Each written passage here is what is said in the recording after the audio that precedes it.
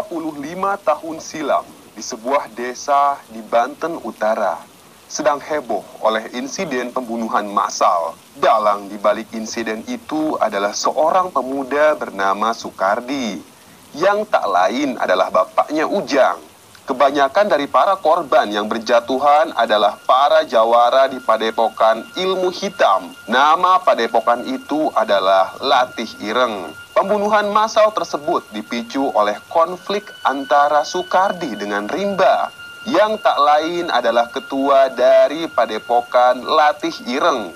Dua pihak tersebut memperebutkan sebuah batu D5 yang diwariskan oleh kakek Sukardi. Sebelum terjadi konflik, Sukardi hidup bahagia dengan Hapsah karena baru saja melangsungkan akad nikah. Pasutri ini hidup normal sebagai masyarakat biasa. Dalam kesehariannya, Sukardi memang sangat disegani oleh masyarakat sekitar karena ia memiliki ilmu batin yang diwarisi oleh kakeknya. Tak jarang Sukardi didatangi banyak tamu dengan berbagai hajat atau kebutuhan. Ada yang ingin disembuhkan dari penyakit, ada juga yang berkonsultasi soal jodoh dan rejeki. Kemampuan Sukardi pun terendus oleh padepokan Latih Ireng.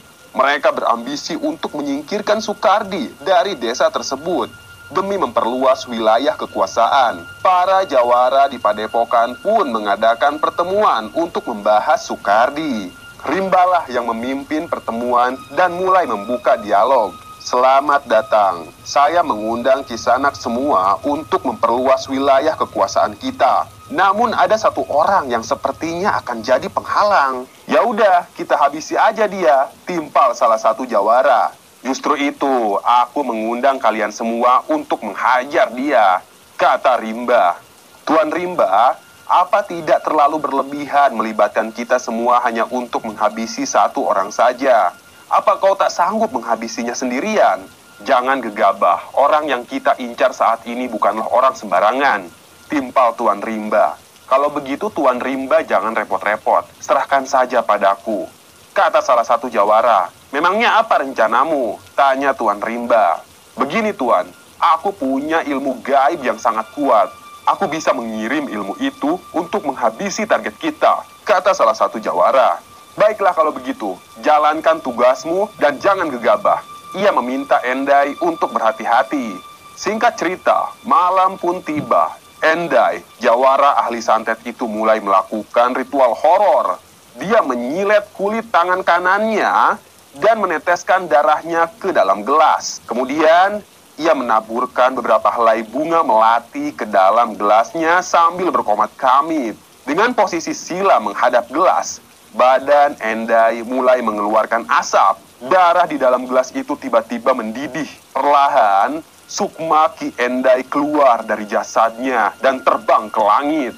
Sementara di rumah Sukardi, istrinya sudah tidur dengan sangat nyenyak. Angin malam berhembus sepoi-sepoi, diselingi suara burung hantu. Sukardi tidak bisa tidur. Ia pergi ke dapur untuk menyeduh segelas kopi. Lalu, tiba-tiba terdengar ledakan dari atas genting. Sukardi merasakan aura jahat yang begitu kencang. Ia bergegas keluar, matanya penuh waspada. Ia menoleh ke setiap sudut. Kemudian, tatapan Sukardi terhenti di pojok pekarangan rumah.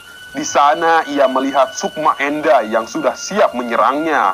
Ah, rupanya kau, kacungnya si Rimba, ucap Sukardi dengan santai. Hebat juga kau bisa menemukanku, timpal Endai. Namun Sukardi dapat menghindar. Lalu ludah itu mengenai kursi sampai meleleh. Sukardi langsung mencekik leher Endai dan menyeretnya ke hutan. Dia tidak mau ada keributan di rumahnya. Jangan membuat keributan di rumah orang. Mari kita berduel di sini. Badan Sukardi berubah menjadi harimau. Pertarungan sengit pun terjadi. Endai kewalahan meladeni Sukardi. Ia melihat ada batu D5 di dada Sukardi. Batu itu adalah titik lemah sekaligus sumber kekuatan Sukardi. Berkali-kali ia mencoba merebut D5 itu. Sampai akhirnya Endai kalah tersungkur. Sukardi menginjak dada Endai, bilang pada Rimba, Hentikan konflik ini, atau ku bantai kalian semua, bentak Soekardi. Seketika, Sukma Endai menghilang. Ia berhasil kabur. Keesokan harinya, Endai pun menghadap Rimba dengan berjalan lunglai. Ia tampak kelelahan. Melihat Endai dengan kondisi seperti itu, Rimba menertawakannya. Kau pikir aku bodoh, ha? Kau terlalu menyepelekan Soekardi. Kita perlu siasat untuk menaklukkannya. Dia bukan orang sembarangan, kata Rimba. Tapi Tuan, meskipun aku kalah, aku sudah tahu sumber kekuatannya. Ada pada batu D5 di tubuhnya itu. Ya, batu tersebut membuatnya menjadi harimau buas, ucap Endai. Ya, aku sudah tahu soal itu. Makanya aku hati-hati, ucap Rimba. Di sisi lain, Soekardi meningkatkan kewaspadaannya dan melarang istrinya bepergian. Karena sadar kalau Rimba pasti akan berulah lagi, tak lama kemudian, datanglah perempuan utusan Rimba dengan mengenakan pakaian agak ketat. Soekardi pun keluar menghampiri perempuan itu dan meminta Hapsah untuk tetap di kamar. Cari apa kau kesini? Tanya Soekardi. Begini Kang Kardi, jangan terlalu kasar menyambut tamu. Buatlah dulu teh hangat, lalu duduk untuk bicara, kata perempuan itu sambil menggoda Soekardi. Alah, jangan basa-basi, aku tahu siapa kamu, kata Soekardi. Aduh, galak sekali rupanya nampak bapak ini. Baiklah, langsung saja pada intinya. Kemudian, perempuan itu melemparkan surat negosiasi. Itu adalah surat kiriman dari Rimba. Surat tersebut berisi tawaran dan ancaman.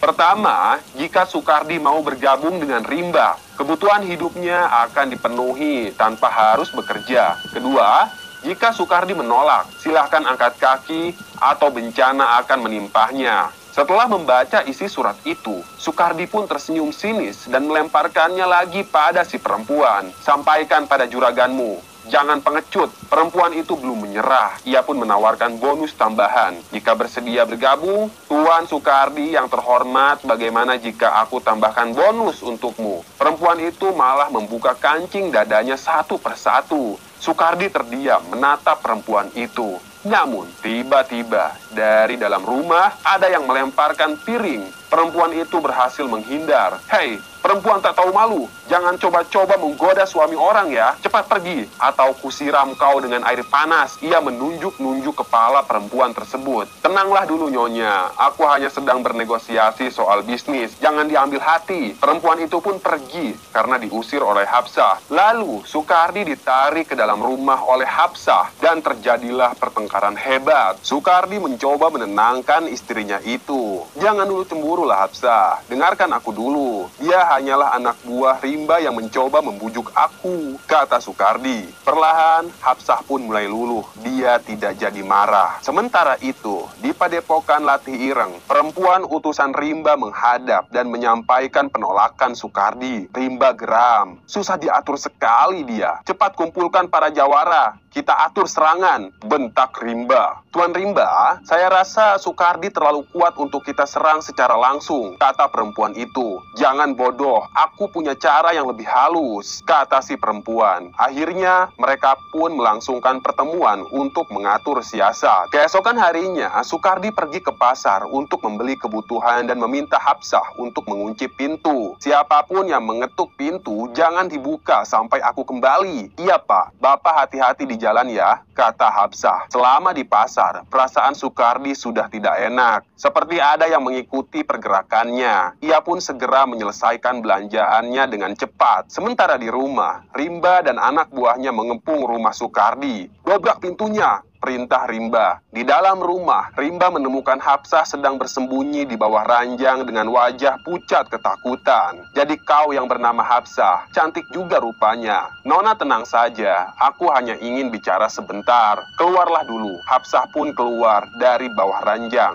Begini Nona, aku sedikit kecewa dengan suamimu yang susah diatur. Jadi kuputuskan untuk bicara denganmu saja. Rimba mencoba bernego dengan Hapsah agar Soekardi menyerahkan delimanya dan berjanji tidak akan mengganggu mereka lagi. Sikap Hapsah ternyata di luar dugaan. Bukannya mengiyakan permintaan Rimba, Hapsah justru meludahi wajah Rimba dan menolak permintaannya mentah-mentah. Dasar kucing kampung, beri dia pelajaran. Rimba menyuruh anak buahnya untuk menyiksa Hafsah. Mereka pun memberi pelajaran pada wanita itu. Hafsah merintih kesakitan. Hafsah merintih kesakitan. Kali ini aku tak akan membunuhmu. Ini hanya peringatan saja. Kau turuti permintaanku atau kubunuh kalian berdua, ucap Rimba mengancam Hafsah. Mereka pun kemudian pergi. Setibanya Sukardi di rumah, keadaannya begitu berantakan. Ia melihat istri tercintanya sedang menangis dan berlumuran darah. Hafsah, siapa yang melakukan ini? Tanya Sukardi. Ia sangat emosi. Hafsah pun menceritakan semuanya. Kesabaran Sukardi sudah habis. Amarahnya memuncak. Matanya berubah merah. Tangannya terkepal. Sudah lama sekali aku tak pesta darah, ucap Sukardi sambil tersenyum jahat. Setelah mengobati Hafsah, Sukardi menggali sebuah kuburan di belakang rumahnya. Rupanya di dalam kuburan itu terdapat sehelai baju yang terbuat dari kain kafan. Ada juga 2 buah kujang yang terbuat dari perak. Sukardi pun memakai baju itu dan membawa sepasang kujang. Usut punya usut, baju kain kafan dan kujang itu adalah alat bertempur yang sudah ditirakati sejak zaman nenek moyangnya. Sukardi pun berangkat. Dia sangat siap untuk menghadapi para jawara itu. Dengan secepat kilat, Sukardi meloncat dari pohon ke pohon menuju padepokan Latih Ireng. Di sisi lain, Rimba dan anak buahnya sedang berfoya-foya menertawakan Hafsah yang tak melawan. Aku yakin Sukardi pasti akan tunduk padaku, kata Rimba. Namun, saat mereka tertawa terbahak-bahak, salah seorang dari mereka berteriak histeris. Tangannya putus seperti ditebas samurai. Semuanya panik, suasana mendadak mencekam. Pintu di padepokan itu terkunci dengan sendirinya. Di tengah-tengah kepanikan tersebut, Sukardi muncul dari balik tembok. Ia mengaum tak terkendali.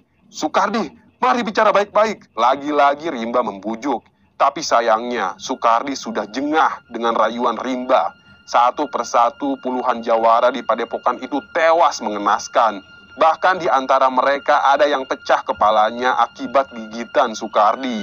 Dan akhirnya, tibalah saatnya melawan sang raja. Hanya ada Sukardi dan Rimba. Pertarungan pun tak terelakkan. Meskipun dipenuhi luka, awalnya Rimba mampu mengimbangi Sukardi. Namun karena kewalahan, Rimba akhirnya menyerah dan kabur dengan jurus menghilangnya. Sukardi pun berteriak meluapkan emosinya. Padepokan Latih Ireng seketika saja menjadi kuburan massal para jawara penindas. Setelah itu, Sukardi pulang dengan badan berlumuran darah. Hafsah, kita harus pergi dari sini. Pergi kemana, Pak? Tanya Hafsah. Kemana saja, asal kau selamat. Sukardi dan Hafsah pun pergi meninggalkan desa menuju sebuah pulau terpencil tak berpenghuni. Di sana, Sukardi membangun gubuk dari bambu. Ia memutuskan untuk mengasingkan diri dan bertahan hidup sebisanya.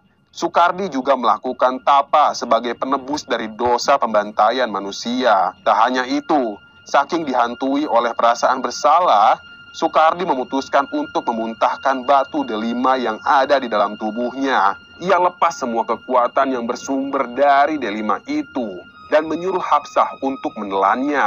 Hafsah, ini demi keselamatanmu. Telanlah delima ini. Kenapa kita tidak buang saja ke laut? Kata Hafsah menawarkan solusi.